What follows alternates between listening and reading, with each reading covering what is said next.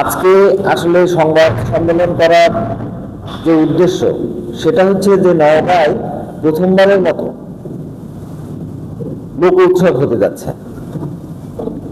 এর আগে নানা রকম উৎসব হয়েছে নওগাঁয়, কিন্তু লোক উৎসবটা হয় নাই। মানে আমরা সকলেই জানি যে নওগাঁয় হচ্ছে বিভিন্ন সম্প্রদায়ের মানুষ বসবাস করে। বিশেষ করে আদিবাসী অনেক সম্প্রদায় নওগাঁয় আছে। পাশাপাশি আমাদের যদি নওগাঁর ভূখণ্ডের দিকে, যদি জেলার দিকে দেখি, তাহলে এক এক অঞ্চলটা এক এক অঞ্চলের সাথে সম্পৃক্ত। যেমন ছোট্ট করে যদি বলি, পোরশা, নিয়ামতপুর, ওই সাপার ওই বেলটা কিছুটা হচ্ছে আপনার চাঁপাইনবাবগঞ্জের ওই দিকের ল্যাঙ্গুয়েজ প্যাটার্ন, ওই দিকের সংস্কৃতি একটু যুক্ত হয়। আবার হচ্ছে আপনার আত্রাই টাত্রাই ওই দিকে গেলে, আপনার ওই পাশে গেলে দেখা যাবে যে ওইটা আবার হচ্ছে বগুড়ার কিছুটা সংস্কৃতি ধারণ করে। আবার এইদিকে গেলে দেখা গেল জয়পুরহাটের ওই দিনাজপুরের ওই বেল্টের কিছুটা টাচ আমরা পাই। তো সমস্ত কিছু মিলেই আমাদের কাছে মনে হয়েছে যে এই যে বিচিত্র সংস্কৃতির একটা চর্চা এবং এক ধরনের প্রবাহমানতা আছে, এবং এই হেমন্তকালে ফসল যেহেতু ওঠে, ফসল কাটা হয়, তো আগে গ্রামে এই পুজো হোক কিংবা এমনি হোক এক ধরনের গ্রামীণ মেলা হতো। সেখানে নানা রকম হচ্ছে গান বাজনা হতো।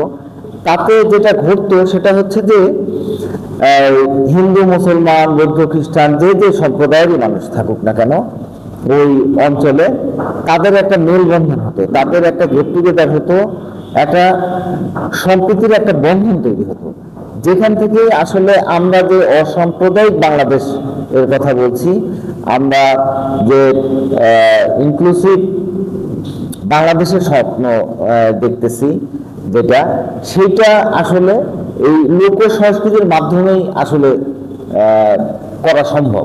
এবং আগে তাই ছিল, অতীতে আমাদের তাই ছিল। বর্তমানে আধুনিক তথ্য প্রযুক্তির যুগে এসে আমরা ক্রমশ ভুলে যেতে বসেছি যে আমাদের হাঁটুর গানটা কি, ওই গম্ভীরাটা কি, ওই হচ্ছে কি বলে বায়ুর গানটা আমরা সচরাচর পাই বটে, কিন্তু ধরেন যে মাদার ফকিরের গানটা কি, আলকাপটা কি, এই বিষয়গুলো ভাওয়াইয়া আমরা এখন আর শুনি না। মুর্শিদি গান শুনি না। এই ধরনের অনেক কিছু আমরা হারিয়ে ফেলছি। তো সেই জায়গা থেকে আমাদের এই উদ্যোগটা গ্রহণ করা, এবং খুবই আমরা সৌভাগ্যবান যে সংস্কৃতি মন্ত্রণালয় এখানে আমাদেরকে এই সহযোগিতাটা করেছেন আর্থিকভাবে, এবং নানা দিক দিয়ে সহযোগিতা করেছেন যে যেন অনুষ্ঠানটা সার্বিকভাবে সফল হয়। তো এই সংস্কৃতি বিষয়ক মন্ত্রণালয়ের সহযোগিতায় আমরা নওগাঁ জেলা মিউজিক ফোরাম সহ আমি বলবো যে সারা নওগাঁবাসী আমরা একত্রিত হয়েছি একটা ফেস্টিভ্যাল করার জন্য, মানে একটা লোক উৎসব 2 দিন ব্যাপী।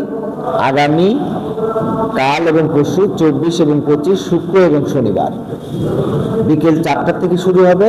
এটার প্রথম দিন উদ্বোধন করবেন এবং প্রধান অতিথি হিসাবে উপস্থিত থাকবেন আলোচনা অনুষ্ঠানে আমাদের ডিসি মহোদয় মোহাম্মদ আব্দুল আওয়াল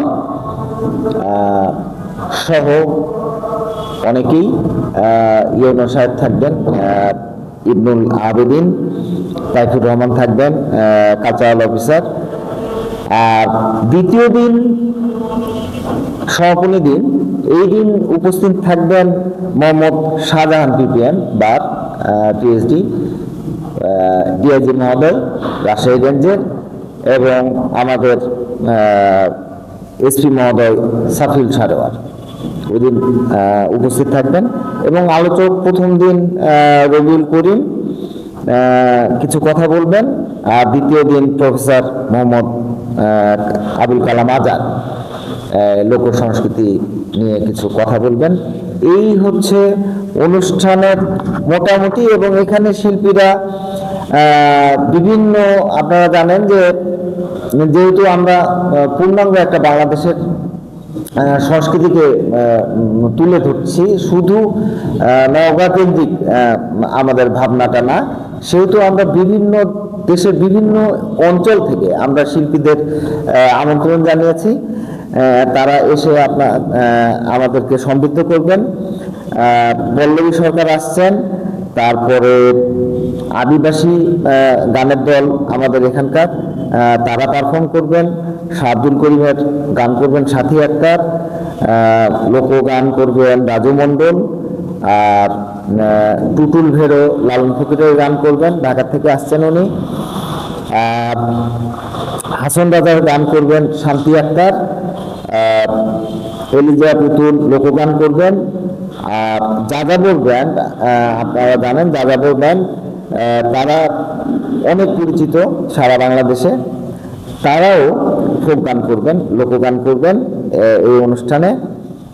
আকাশ দাস রিঙ্কু উনি করবেন, এবং সব থেকে সকলের আমার মনে হয় যে পরিচিত শফি মণ্ডল কে দিয়ে আমরা শেষ করব।